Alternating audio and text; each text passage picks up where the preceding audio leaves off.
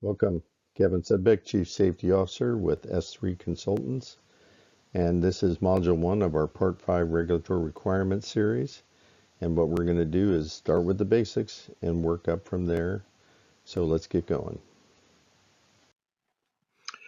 All right, welcome to the agenda slide. What we're going to do going forward in these modules is the agenda slide will kind of lay out the course of what we're going to talk about on the module. And then as you go through the module on YouTube, you should pause, kind of review, read the various slides, because what I'm going to do is I'm not going to read the slide to you. I'm going to launch off and kind of provide important details or areas of focus as you strive to achieve regulatory compliance with the Part 5 requirement.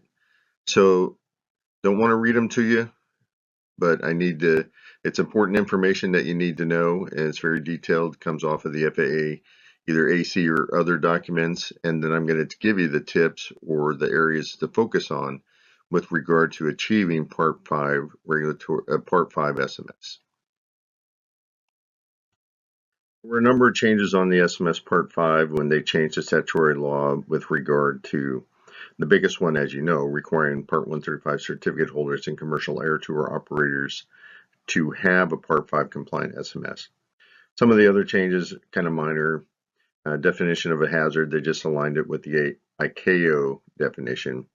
They did add a code of ethics to the safety policy, and they are requiring that confidential employment reporting be updated to add a statement without concern or reprisal of reporting, which interestingly is already in a lot of FAA documents. The biggest thing is the interfaces and that addition.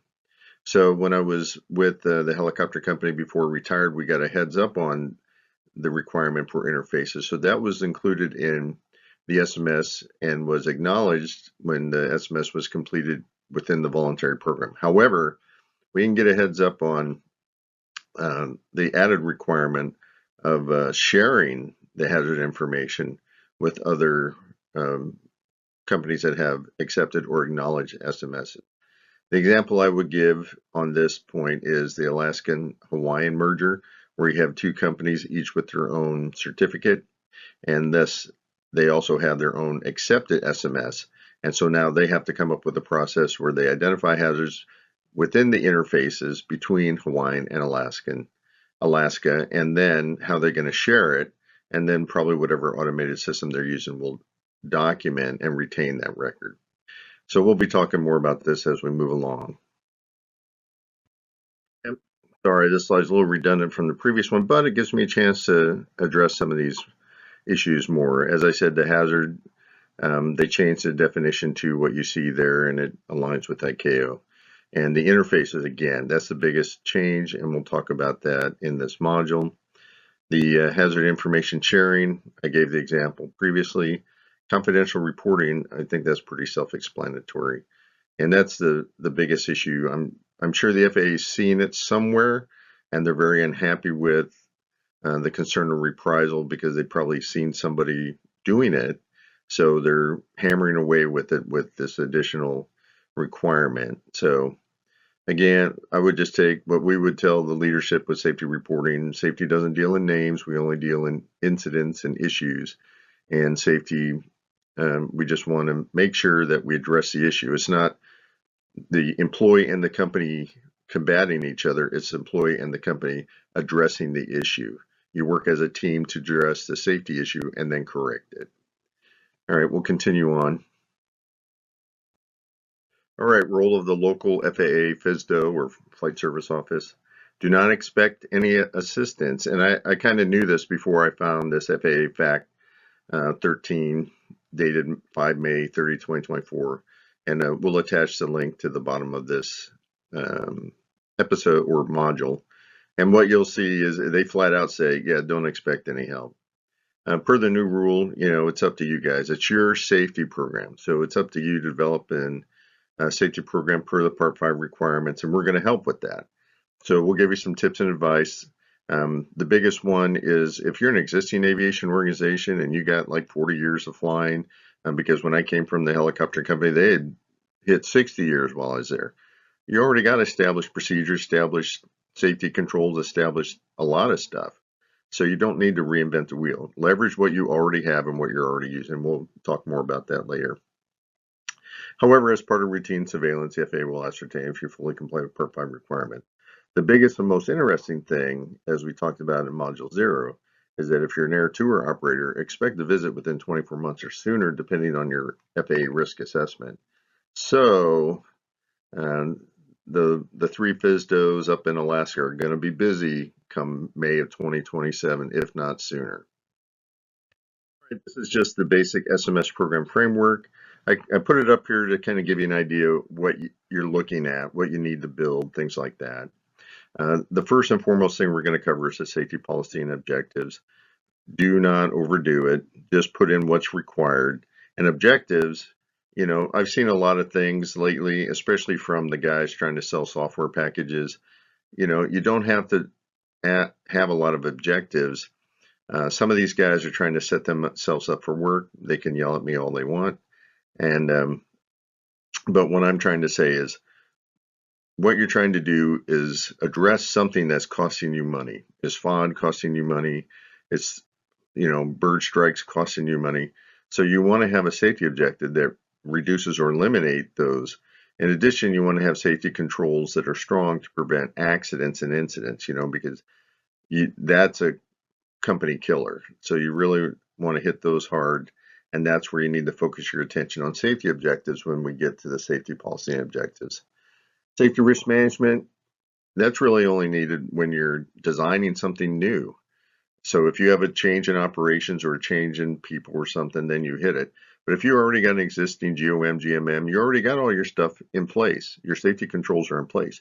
What's more important is your safety assurance program, because that's when you check to make sure your stuff's working.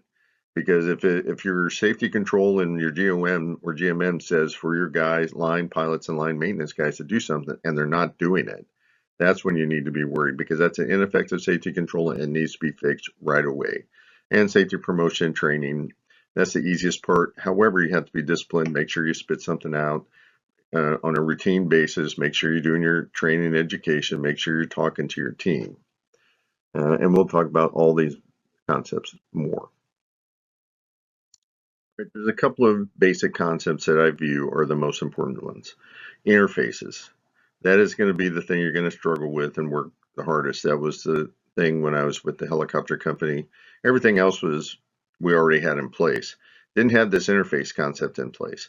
The risk acceptance one, the whole decade I was at the helicopter company, I was struggling with teaching the certificated people, director of ops, director of maintenance, director, and chief pilot on risk acceptance. It's like, come on, guys. You know about risk acceptance because you do it every day when you get in the car. So, but yeah, let's keep it simple. Accountable executive delegates risk acceptance to the director of ops and director of maintenance. So those are the guys who, when they're doing the SRM, are determining can we live with this or can we not live with this? Or can we live this with a mitigation? And, you know, there's all these different color charts, you know, red, yellow, green. And then they number them by severity and level. But it's basically three options. Is it acceptable? If it's acceptable, move on. Just accept it, put it in writing, move on. If it's acceptable with mitigations, then you got to do something, put in a safety control, put in some hardware, put in something. Or if it's unacceptable, then you have to figure out what you're going to do. So that's the big thing there. Interfaces, as I said earlier, it's between all these people, because it's not just between certificate holders, but it's also FBO, refueling company, airfield manager, all these types of people, because they play a part in your emergency response plan, and the FAA is going to be asking you specifically, have you interfaced with these people as part of the emergency response plan? That was a couple of the things they hit hard. Safety policy, they hit hard. Emergency response plan, they hit hard. And then the safety assurance process, because they believe you already got an accepted manual. So your safety controls are in place. They have accepted it or approved it. And then they want to make sure that you're checking it to make sure that the safety controls are effective and that you don't have any systemic issues, because that's their big thing. Any systemic issues. All right, moving on. The other one is the other big concept is the system. And that kind of throws people off. It took us a while to get our head wrapped around what is a system they keep talking about because they don't really explain it. And so what you have to understand is your system is how you operate. And per their view, your system is encapsulated in your GOM, GMM, CAS, whatever manuals you have. It's pretty much what allows you to fly, op specs, blah, blah, blah. All these things that are in writing that the FAA has accepted or approved. And so, for example, like a repair station, it's a repair manual. That's what says that's your system. And so what that means is when you make changes to your system, or someone makes a change to your system in the sense of the flight manual or the maintenance manual, then you got to go through and do the SRM thing to make sure that it's the risk of it doesn't impact your operations, the risk of the change. And so you have to address it in that manner. And that's why I use the flow chart, and it's kind of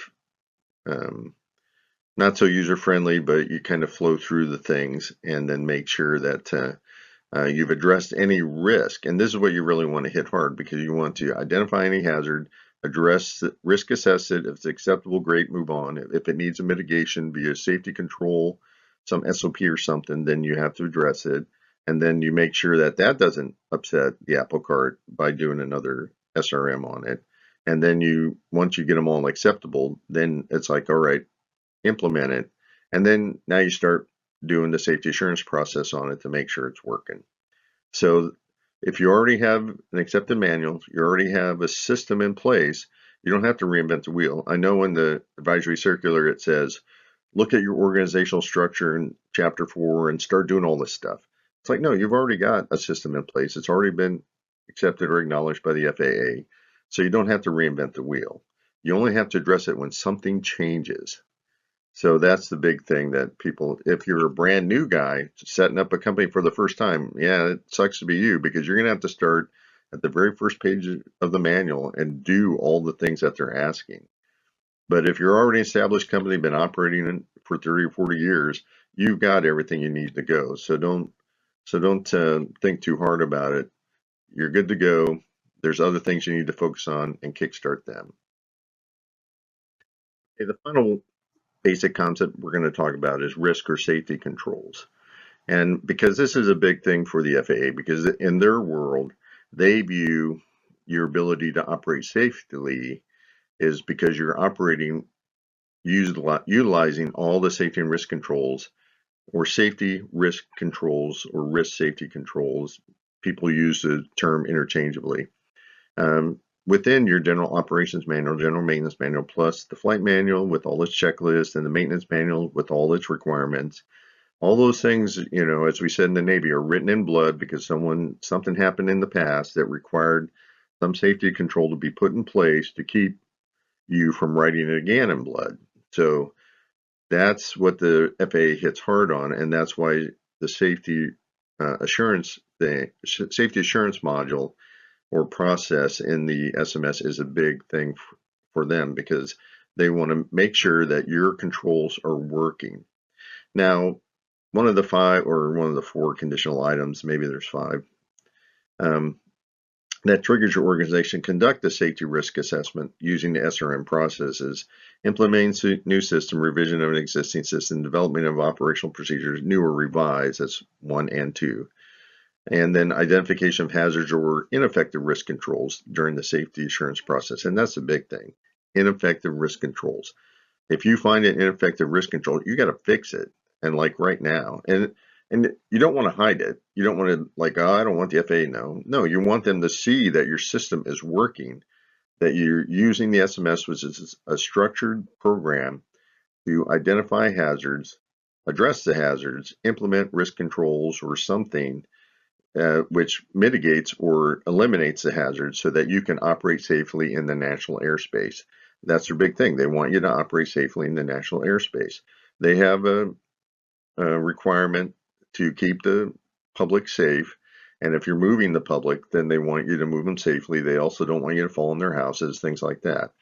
So that's why they focus on the risk controls in your operation. And then they focus on, is it systemic? especially within maintenance. So that's another big thing they address on. So again, safety assurance is really important. You want to be knocking that out. And then if you make a change, you want to hit it hard to identify any hazards so that you address it before the fact and not after the fact when a safety incident or occurrence or accident occurs. Here's a quick example of the SRM SA process. So yeah, IP movement during cockpit. One of the pilots, wrote up a hazard report. So now you need to address it. So first thing you do is assess the risk. And that's chief pilot, director of ops, maybe director of maintenance. The risk is that it's acceptable with mitigation. Somebody comes up with the idea, hey, we need a mechanical or engineering fix. Let's go get a bracket that they sell somewhere and put it on the helicopter. And that's the mitigation, do the STC, whatever is required. Safety control, bracket the hold iPad. So you put in your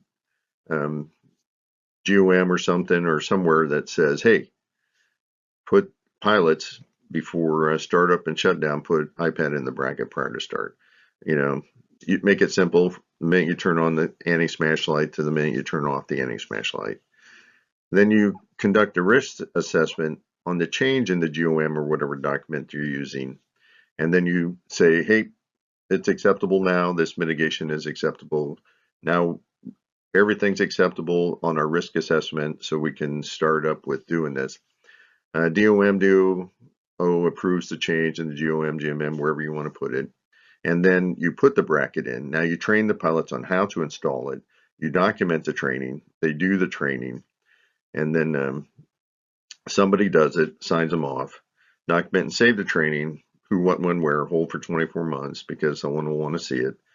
Then chief pilot or somebody does a safety assessment over the next 12 months and sees that all the pilots are following the new procedure. They're putting in the bracket from the time they turn the anti-smash on to the anti-smash off in accordance with how it was written in the GOM, reports to the director of ops and accountable executive, hey, we got 100% compliance, and document your safety assurance checks because you're going to check a number of them, and then the safety risk control proving it's effective, and then save it for when the FAA comes and looks.